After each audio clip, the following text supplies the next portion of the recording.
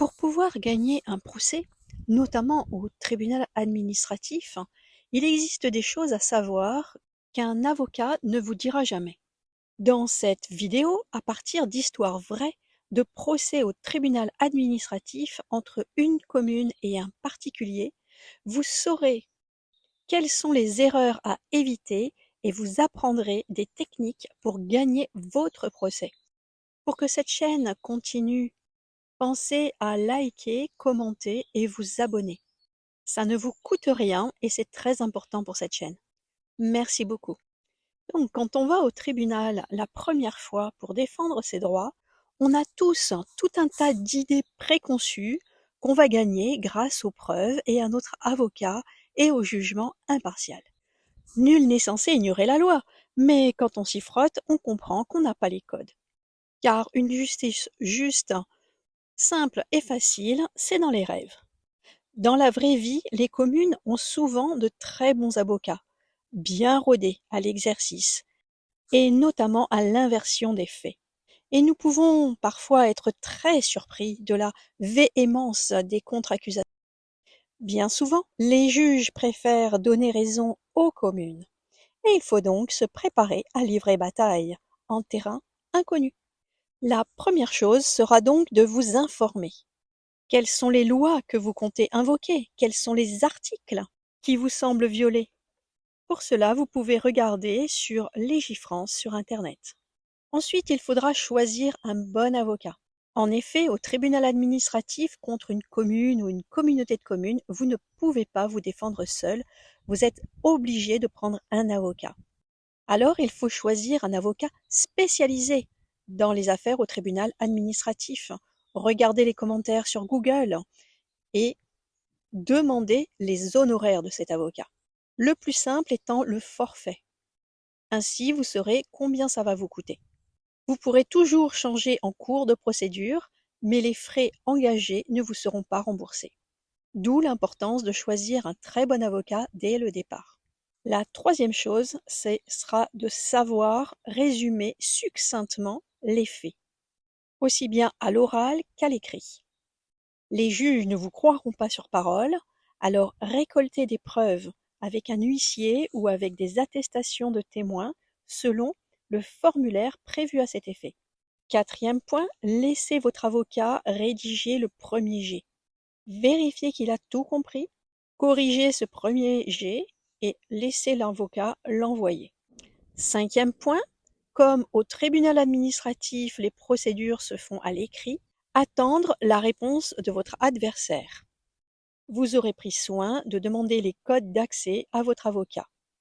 Sixième point, extrêmement important. Comme vous avez payé votre avocat au forfait, il ne sera peut-être pas très enclin à répondre. Cette phase est parfois négligée et vous avez un laps de temps défini pour répondre à votre adversaire. Si vous ne répondez pas, les juges vont pouvoir penser que finalement cette requête n'est pas très importante pour vous.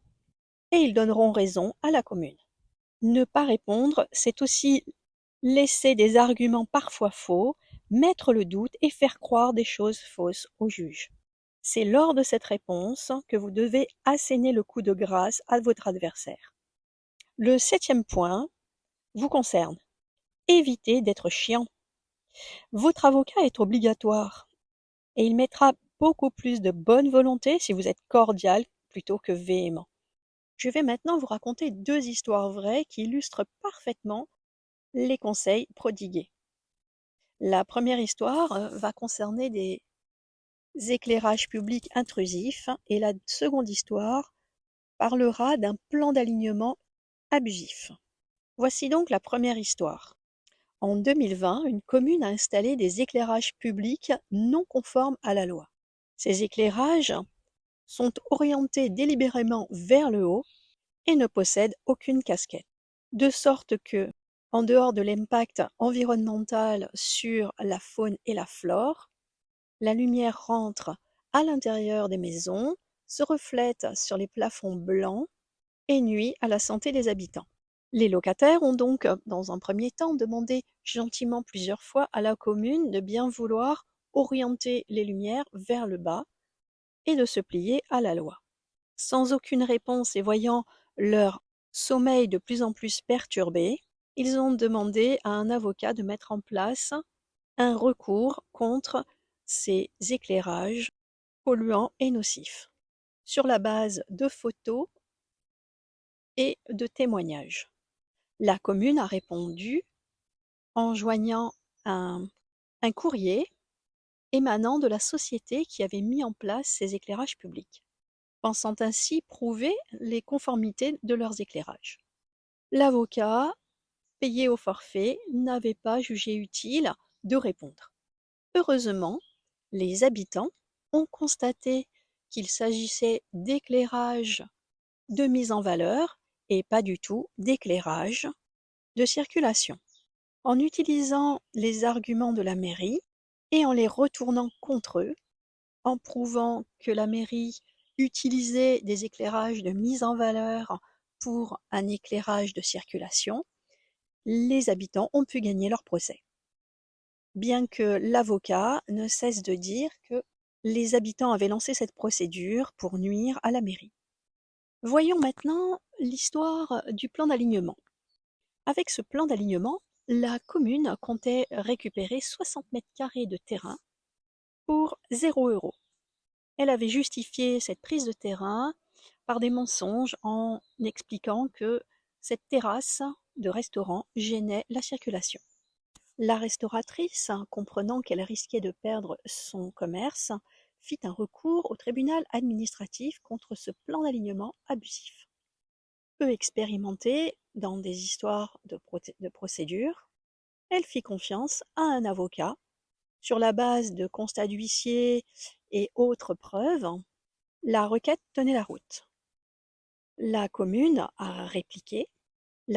répliqua en tenant un discours très véhément contre la restauratrice, expliquant que ce terrain appartenait à la commune depuis bien longtemps et que c'était la restauratrice qui avait pris possession d'un terrain appartenant à la commune.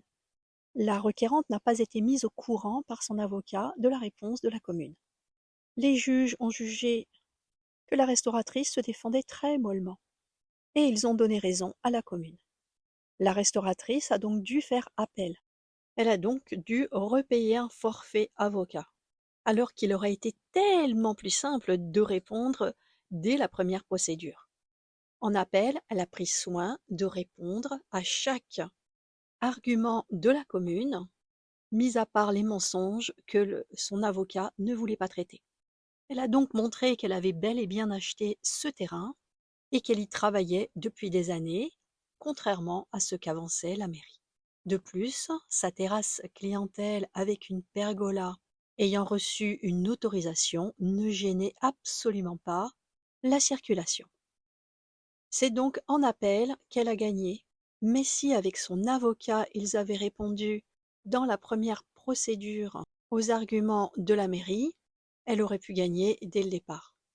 Voilà les amis, j'espère que ces informations vous feront gagner votre procès si vous avez besoin d'aller au tribunal pour faire valoir vos droits. Dans la prochaine vidéo, nous verrons comment gagner au tribunal judiciaire, au pénal.